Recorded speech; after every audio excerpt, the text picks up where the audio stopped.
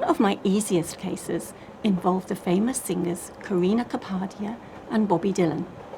Both women liked jewellery, especially pearls. Although we had never met, we were all travelling on the same train, along with Professor Graham Arian and Harumi Kaga, the famous chef. I was drinking a cup of tea when I was summoned to solve a little mystery. Bobby was in the lounge carriage being served a drink and put her pearl necklace on the table.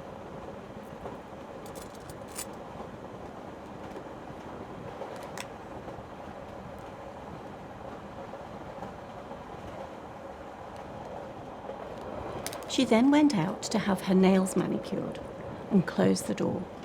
She was seen leaving by the famous chef Harumi Kaga. The train's speed increased and the necklace fell off the table. Another famous singer, Bollywood star Karina Kapadia, was also travelling on the train. She proceeded to put her own pearl necklace on the table before leaving the lounge.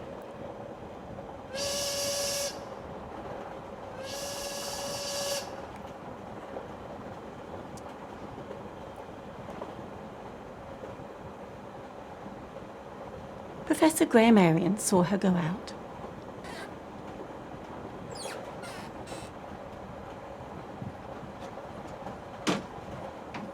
My necklace has vanished. Karina entered and looked for her necklace.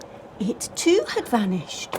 My necklace has been stolen. What are you doing at my table? This is my table. This is my table. My necklace has been stolen and it was given to me by Prince Wolfgang. My love. My necklace has been stolen and it was given to me by Prince Wolfgang. My love. This is beautiful. He gave it to me first. What's the matter? Someone's stolen my necklace. My necklace has been stolen. Are you sure? Who could have stolen them? I think it was an employee of the railway. Or maybe you have them both. Dear, I think we should get Miss Perrault to come and help. I was sitting in the library car having a cup of tea with sugar and lemon as I was suffering from a terrible cold. The hot tea quickly dissolved the sugar and I was enjoying a book which discussed different people's use of the English passive. But Professor Graham Arian interrupted me. Miss Perrault, I'm so sorry to disturb you, but your presence is required. Of course. What's happened? Someone's taken my necklace. My necklace has been stolen. And Prince Wolfgang gave it to me. He's stolen it, I'm sure. I've been called many things in this job, but I've never been called a thief. You ought to be arrested. Has anyone looked under that napkin? A napkin on the floor.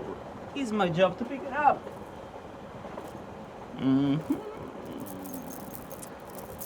It looks as though nothing has been stolen. The necklaces must have dropped onto the floor and got covered by that napkin.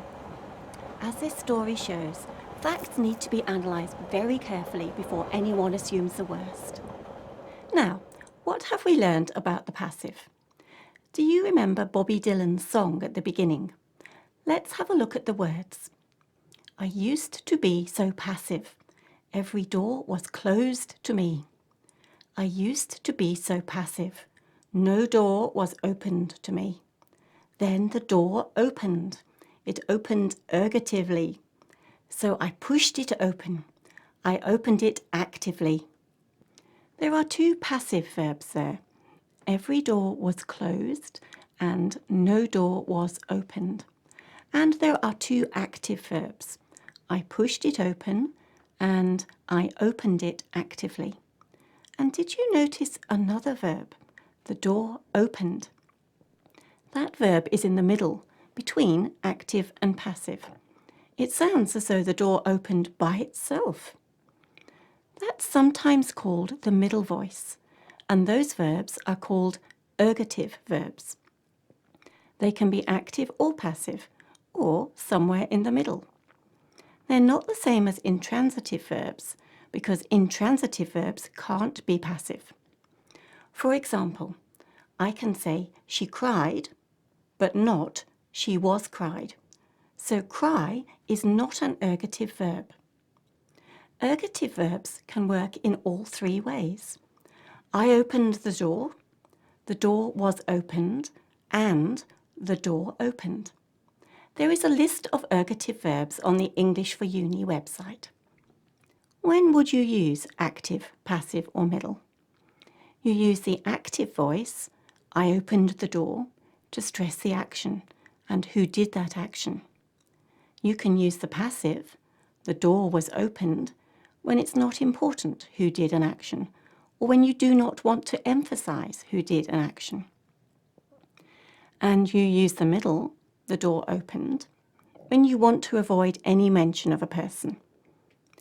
We often use the active more when speaking, and the passive more in scientific writing, but you can use ergative verbs anytime. The more involved you are with the action, the less likely you are to use the passive. For example, you wouldn't normally say, that flower was picked by me. You would only use the passive here if you were answering a question, such as, who was that flower picked by? Even that question is unusual, and it is more likely that someone would ask, who picked that flower? And you would answer, I did, or I picked that flower. But there are some verbs that are nearly always in the passive. For example, I was born in 1962, and he's called Professor Grahamarian. When we use the passive, we can choose to say who does the action, or we can leave them out. For example, Bobby was given a necklace by Prince Wolfgang, or just, Bobby was given a necklace. It depends if we need to know who did the action. The person who does something is called an agent. Their name comes after the word by. Singers Bobby Dylan and Karina Kapadia were rescued today by a man believed to be a secret agent. We only need to include the agent if it's important to know that information. We could just say, singers Bobby Dylan and Karina Kapadia were rescued today.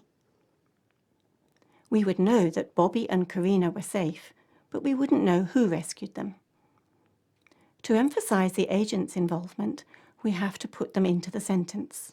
Singers Bobby Dylan and Karina Kapadia were rescued today by the secret agent Prince Wolfgang. In other cases, we don't need to know who did the action. For example, Prince Wolfgang likes his iced coffee shaken, not stirred. We don't need to know who is doing the shaking or stirring. It's the end result we are interested in. If you are using a passive construction, you should use a past participle after the verb to be. Some people wonder what the difference is between a past participle, like bored, and a present participle, like boring. About my latest research project. If you say, I was bored by Professor Grahamarian, that means that Professor Grahamarian bored you. You did not find him interesting. If you use a present participle, Professor Grahamarian is boring. That means that most people do not find him interesting. Boring is a present participle used as an adjective. You don't use brown rice. And here, Harumi Kaga is interesting, and Bobby and Karina are interested. It's a fascinating subject, and there are lots more explanations and exercises on the English for Uni website. Now, if you'll excuse me, I think I'll finish my cup of tea.